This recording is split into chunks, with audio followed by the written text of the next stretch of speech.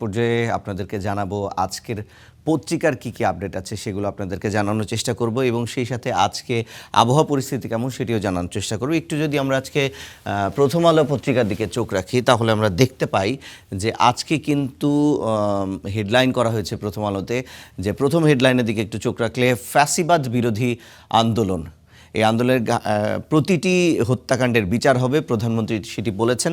এবং আরেকটি হেডলাইন আমরা দেখতে পাচ্ছি, সেটি হলো দুঃখিত, শহীদ পরিবার ও আহতদের চিকিৎসা নিশ্চিত করা হবে। ভারপ্রাপ্ত রাষ্ট্রপতি যিনি আছেন তিনি কিন্তু গতকাল বলেছেন, গতকাল জুলাই গণঅভ্যুত্থান শহীদ এবং শহীদ পরিবার এবং জুলাই যোদ্ধাদের সংবর্ধনা অনুষ্ঠানে কিন্তু ভারপ্রাপ্ত যিনি রাষ্ট্রপতি হাফিজউদ্দিন আহমদ তিনি এই কথা বলেছেন। এবং পরবর্তীতে আরেকটি হেডলাইন আমরা দেখতে পাচ্ছি যে অনুষ্ঠানে পররাষ্ট্রমন্ত্রী বলেছেন বাংলাদেশ কখনোই আর ক্লায়েন্ট স্টেট হবে না, সেটি বলেছেন খলিলুর রহমান। এবং সেটি কিন্তু আমরা দেখেছি গতকাল যখন এই যে 5 আগস্টে জুলাই স্মৃতি জাদুঘর উদ্বোধন করা হয়েছে, আপনারা জেনে খুশি হবেন আজ বৃহস্পতিবার থেকে কিন্তু জনসাধারণের জন্য তা ওপেন করা হচ্ছে এবং সকাল 10টা থেকে সন্ধ্যা 6টা পর্যন্ত এটি উন্মুক্ত থাকবে জনসাধারণের জন্য। সেক্ষেত্রে আসলে টিকিট কাটতে হবে, অনলাইনেও কাটতে পারেন, সেটি বড়দের জন্য 50 টাকা এবং ছোটদের জন্য 25 টাকা নির্ধারণ করা হয়েছে। আরেকটি হেডলাইন আমরা দেখতে পাচ্ছি যে মানুষ ঐক্যবদ্ধ হলে দুর্ভেদ্য কাঠামো আসলে বদলে দিতে পারে, বিবৃতিতে অধ্যাপক ইউনূস বলেছেন। এবং আরও কিছু হেডলাইনে আমরা একটু চোখ রাখি প্রথম আলো আসলে কি করেছে। তথ্যচিত্র নিয়ে আপত্তি বিতর্ক এবং জুলাই অনুষ্ঠান গতকালের যে বিষয়টি, সেই বিষয়টি কিন্তু এখানে আসলে তারা উপস্থাপন করেছেন। সব মিলিয়ে আমরা একটু প্রথম পেজে একটি ছবি দেখতে পাচ্ছি যে ডক্টর মোহাম্মদ ইউনূস এবং প্রধানমন্ত্রী তারেক রহমান সহ আমাদের স্বরাষ্ট্রমন্ত্রী সবাই কিন্তু কালকে জুলাই স্মৃতি জাদুঘর তারা কিন্তু ঘুরে দেখেছেন এবং উদ্বোধন করেছেন। তার আগে সেই অনুষ্ঠানের একটি ছবি আমরা দেখতে পাচ্ছি। এবং এই হেডলাইনটির দিকে যদি আমরা চোখ রাখি, ট্রাইব্যুনালে 71 মামলায় 502 আসামি, পলাতক 315 জন। অর্থাৎ এই যে বিচারহীনতা বা বিচার এখনও পাচ্ছে না সেটি নিয়ে কিন্তু রাগ ক্ষোভ কিন্তু আছে জুলাই পরিবারের আহত সদস্য বা জুলাই পরিবারে যারা আসলে প্রাণ হারিয়েছেন তাদের যারা জীবিত পরিবারের সদস্য আছেন তারা কিন্তু ক্ষোভ জানাচ্ছেন। মানবতা বিরোধী অপরাধ নিয়ে সেখানে বলা হয়েছে এবং রায়ের অপেক্ষায় একটি, বিচারাধীন 23টি ও তদন্ত চলমান রয়েছে এরকম রয়েছে 41টি মামলা। বিচারাধীন মামলার মধ্যে জুলাইয়ে 14টি, গুম খুনের 9টি সেটিও কিন্তু এসেছে। এবং আমরা আরেকটি হেডলাইনের দিকে একটু চোখ রাখি, দেশ ছেড়েছেন শেখ পরিবারের সবাই, সেটি নিয়েও কিন্তু একটি প্রতিবেদন করেছেন।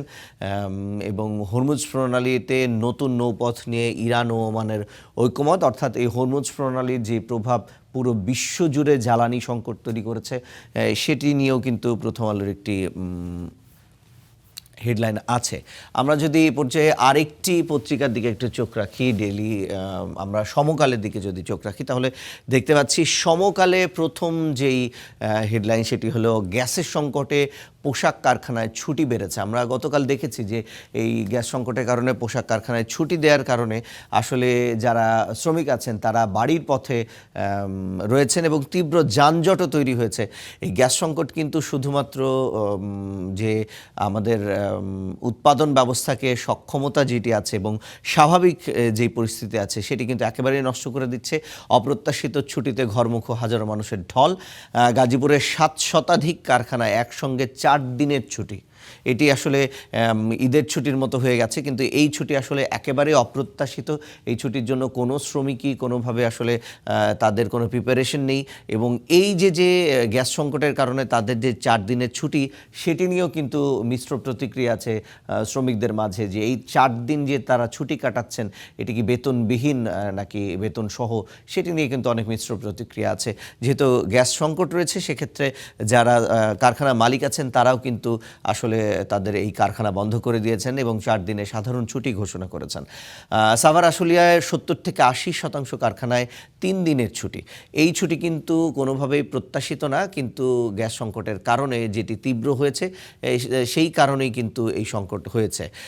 এবং আমরা আরেকটি হেডলাইনের দিকে যদি একটু চোখ রাখি, এই ছবিটি একটু আগেও আমরা প্রথম আলোতে দেখলাম, যেই ছবিটিতে আসলে গতকাল জুলাই স্মৃতি জাদুঘর, এই জাদুঘর উদ্বোধনকালে এই ছবিটি কিন্তু প্রতিটি গণমাধ্যমেই আসলে প্রকাশিত হয়েছে বলে দেখতে পাচ্ছি আমরা। কিন্তু আরেকটি হেডলাইনের দিকে আমরা একটু চোখ রাখি, সময় মতো পণ্য না পাঠানোই, সময় মতো পণ্য পাঠানো যাচ্ছে না, রপ্তানি আদেশ কমছে। অর্থাৎ এই গ্যাস সংকটের কারণে যেটি আপনাদেরকে বলছিলাম, উৎপাদন স্বাভাবিকভাবে যা হয় সেটি তো হচ্ছেই না, উল্টো কিন্তু সাভারের চিত্রই যদি আমরা দেখি, সেখানে কিন্তু প্রায় 70 থেকে 80% কারখানা বন্ধ ঘোষণা করা হয়েছে। সেক্ষেত্রে যেই অর্ডারগুলো আসলে নেওয়া হয়েছিল, সেই অর্ডারগুলো কিন্তু সময় মতো পাঠানোই সম্ভব হচ্ছে না, উৎপাদনই হচ্ছে না। সেক্ষেত্রে শিপমেন্ট কিভাবে হবে সেটি নিয়ে কিন্তু গার্মেন্টস মালিকদের একটা বড় ধরনের দুশ্চিন্তা আসলে তৈরি হয়েছে।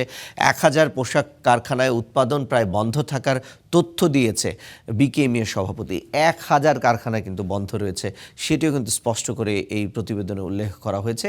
এবং গাজীপুরের জাতীয় বিশ্ববিদ্যালয় এলাকার ইন্টারলুক ভিডি কারখানায় ইউরোপের কয়েকটি ব্র্যান্ডের পোশাক কিন্তু উৎপাদিত হয় এবং সেখানে কিন্তু গ্যাস সংকটের কারণে গত 2 সপ্তাহে 5 দিন কারখানা বন্ধ রেখেছে তারা, এখন কিন্তু বন্ধই রয়েছে। ফ্যাসিবাদী বিরোধী আন্দোলন নিয়ে একটি প্রতিবেদন তারা করেছে। ফ্যাসিবাদী বিরোধী আন্দোলনে ঘটা সব হত্যার বিচার হবে। এখানে কিন্তু গতকাল যেই জুলাই জাদুঘর উদ্বোধন করা হয়েছে, সেখানে প্রধানমন্ত্রী বলেছেন যে শহীদ এবং গুম খুনের শিকার ব্যক্তির নামে এলাকায় যে কোনো একটি প্রতিষ্ঠানের নামকরণ করা হবে, সেটি বলা হয়েছে। অভ্যুত্থানের মহানায়কদের দেশের গণতন্ত্রকামী জনগণ, সেটিও বলেছেন।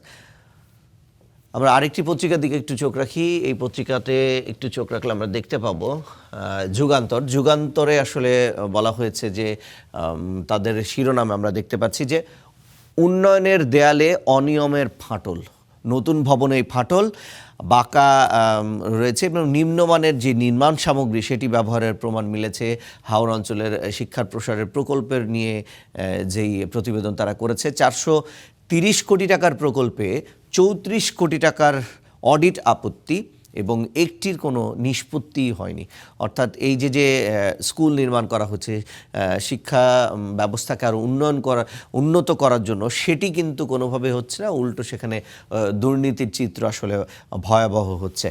আমরা প্রতিটি হত্যাকাণ্ডের বিচার করা হবে, সেটি কিন্তু গতকাল প্রধানমন্ত্রী বলেছেন। সেটি নিয়েও তারা একটি প্রতিবেদন করেছে। জুলাই যোদ্ধারা মন্ত্রীদের দাঁড়ে দাঁড়ে ঘুরবে, এটা লজ্জার, সেটিও ভারপ্রাপ্ত রাষ্ট্রপতি গতকাল বলেছেন। সেটি নিয়েও তারা একটি প্রতিবেদন করেছে। এবং লাস্ট আমরা একটা ছবির দিকে যদি একটু চোখ রাখি, এই ছবিটি হচ্ছে বরিশাল বিশ্ববিদ্যালয়ে বুধবার ছাত্রদল এবং ছাত্র শিবিরের মধ্যে যেই সংঘর্ষ, সেই সংঘর্ষ নিয়েও কিন্তু আমরা তাদের শিরোনামের স্থানটি দেখতে পাচ্ছি।